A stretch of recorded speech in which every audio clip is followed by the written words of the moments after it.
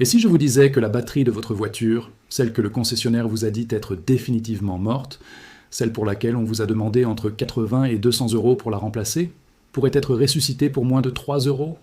Pas avec un gadget miracle commandé sur Internet, pas avec une machine spéciale réservée aux professionnels, avec quelque chose que vous avez probablement déjà sous votre évier en ce moment même. Et le pire dans tout ça, c'est que les gens qui savent comment ça fonctionne, les techniciens, les concessionnaires, les spécialistes en électronique automobile, ils préfèrent largement que vous ne le sachiez jamais. Parce que votre ignorance, c'est littéralement leur fonds de commerce. Restez avec moi jusqu'à la fin, parce que ce que vous allez apprendre aujourd'hui va changer définitivement la façon dont vous regardez une batterie morte. Et je vous garantis que la prochaine fois que votre voiture ne démarrera pas, vous ne courez plus chez le garagiste les mains vides et le portefeuille ouvert. Commençons par comprendre ce qui se passe réellement à l'intérieur d'une batterie au plomb acide, parce que c'est là que tout se joue. La grande majorité des batteries automobiles, et je parle de ces boîtes noires rectangulaires qui alimentent le démarreur, les phares, l'électronique de bord, fonctionnent selon un principe chimique qui n'a quasiment pas changé depuis plus d'un siècle. À l'intérieur, vous avez des plaques de plomb immergées dans une solution d'acide sulfurique diluée. Lorsque la batterie se décharge, une réaction chimique transforme le plomb en sulfate de plomb. Lorsqu'on la recharge, cette réaction s'inverse, et le sulfate de plomb redevient du plomb pur. C'est ce cycle, répété des milliers de fois, qui finit par user la batterie. Mais voilà ce que personne ne vous dit vraiment. La plupart des batteries ne meurent pas parce que leurs plaques sont irrémédiablement détruites. Elles meurent parce que les plaques se couvrent progressivement d'une couche de cristaux de sulfate de plomb qui ne se dissolvent plus lors de la recharge. On appelle ça la sulfatation. C'est lent, c'est invisible à l'œil nu, et c'est absolument fatal pour les performances de la batterie. Une batterie sulfatée n'arrive plus à accepter ni à restituer correctement sa charge. Elle tombe à plat plus vite, elle ne démarre plus le moteur par temps froid.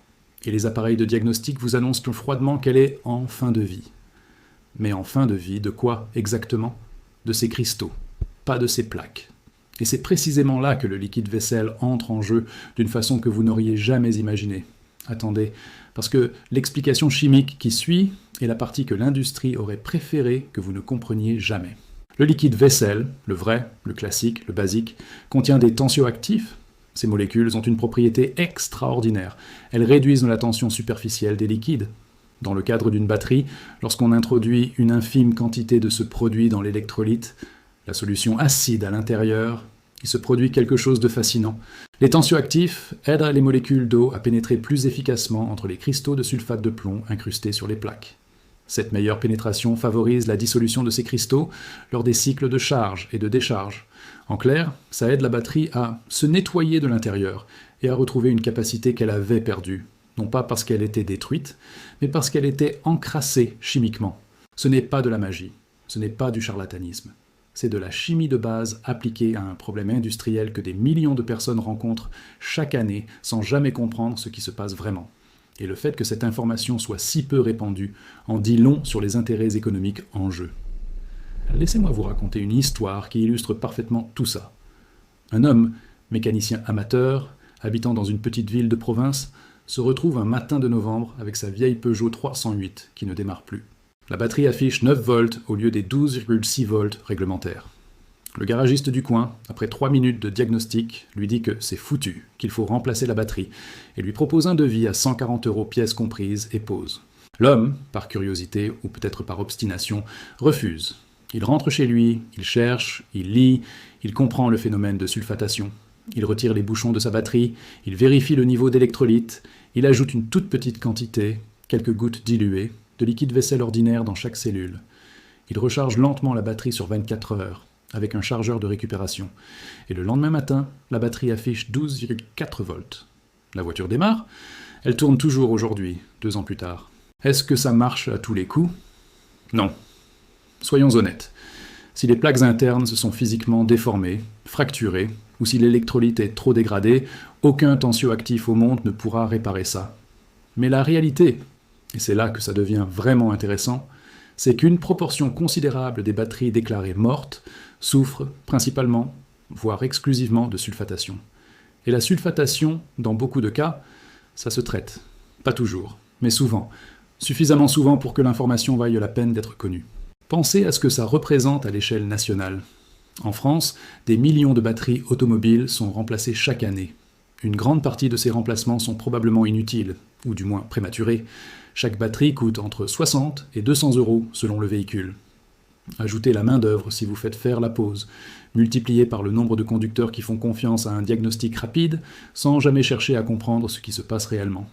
Le chiffre que vous obtenez est vertigineux. Et en face, vous avez une bouteille de liquide vaisselle à 2,50 €. Mais ne pensez pas que le phénomène de sulfatation est limité aux voitures, loin de là. Les batteries de tondeuses à gazon, les batteries de scooters et motos, les batteries de camping-cars, les onduleurs, les systèmes d'alarme, les véhicules de chantier, tous ces appareils utilisent des batteries au plomb acide. Et tous subissent exactement le même processus de dégradation, la même chimie, les mêmes cristaux qui s'accumulent, le même diagnostic hâtif qui aboutit à la même recommandation, remplacer, toujours remplacer, ne jamais réparer. Il y a quelque chose de profondément révélateur dans cette culture du remplacement systématique. On nous a habitués à considérer que l'électronique et les composants énergétiques sont des consommables, qu'il ne faut pas chercher à comprendre ce qui est cassé, juste l'échanger contre du neuf. Cette logique arrange énormément de monde dans la chaîne industrielle, mais elle ne vous arrange pas, vous. Elle coûte de l'argent que vous n'avez pas forcément à dépenser. Elle génère des déchets inutiles. Elle entretient une forme de dépendance vis-à-vis de techniciens qui parfois ne savent pas beaucoup plus que vous, mais qui ont appris à paraître confiants. Et puis il y a le timing. Une batterie qui commence à faiblir ne le fait pas du jour au lendemain. Les signes arrivent progressivement, le démarrage devient un peu plus laborieux par temps froid, les lumières semblent légèrement moins vives, le GPS ou la radio met une demi-seconde de plus à s'allumer. Ce sont des signaux que votre voiture vous envoie et que vous pouvez apprendre à lire. Avant que la batterie soit complètement à plat, avant que vous vous retrouviez en panne sur le parking d'un supermarché un dimanche matin, il y a une fenêtre. Une fenêtre dans laquelle une intervention simple, peu coûteuse, peut éviter le pire. C'est dans cet intervalle que le liquide vaisselle, et plus précisément son action sur la tension superficielle de l'électrolyte, peut faire la différence entre une batterie qu'on récupère et une batterie qu'on jette. Parce qu'une batterie à 40% de sulfatation est encore récupérable dans la grande majorité des cas. Une batterie à 90% de sulfatation, avec en plus des plaques qui ont commencé à se déformer sous la chaleur et les vibrations du moteur, c'est une autre histoire. Il faut aussi parler du chargeur, parce que le liquide vaisselle seul ne fait pas tout. Ce qui permet réellement à la désulfatation de se produire, c'est une recharge lente, longue, à basse tension. Pas un chargeur rapide qui force le courant et fait chauffer les plaques. Un chargeur lent, patient, qui laisse le temps à la chimie de travailler. Et là encore, vous n'avez pas besoin d'un équipement professionnel à 300 €. Un simple chargeur d'entretien à 15 ou 20 €, combiné à la petite astuce du liquide vaisselle, peut faire des miracles sur une batterie que tout le monde avait condamnée. Il y a une ironie cruelle dans tout ça. Les équipements professionnels de désulfatation, ces appareils que les garages utilisent parfois pour reconditionner les batteries avant de les revendre, fonctionnent selon des principes similaires. Ils envoient des impulsions électriques calibrées pour casser les cristaux de sulfate de plomb. C'est efficace. Mais ce que ces appareils font mécaniquement avec de l'électricité, les tensioactifs peuvent commencer à le faire chimiquement, à une fraction du coût. Et certains garages facturent justement ce service de reconditionnement sur des batteries qu'ils ont récupérées gratuitement, ou presque, à des prix qui feraient rougir n'importe quel comptable. La vraie question que vous devriez vous poser, c'est combien de fois avez-vous remplacé quelque chose parce qu'un professionnel vous a dit que c'était irréparable, sans jamais chercher à vérifier par vous-même? Une batterie, une ampoule, un capteur, un fusible, un joint. L'industrie de la réparation a un modèle économique qui repose en partie sur votre manque de connaissances techniques. Ce n'est pas un complot, c'est simplement une réalité économique. Moins vous savez, plus vous dépensez. Et plus vous dépensez, mieux certains se portent. Ce que vous pouvez faire dès aujourd'hui, c'est changer ce rapport.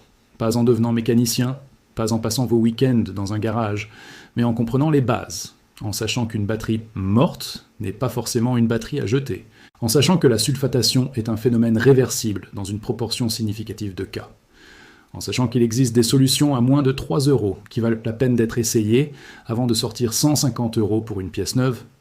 La prochaine fois que votre batterie vous lâchera, prenez le temps. Vérifiez d'abord l'état visuel.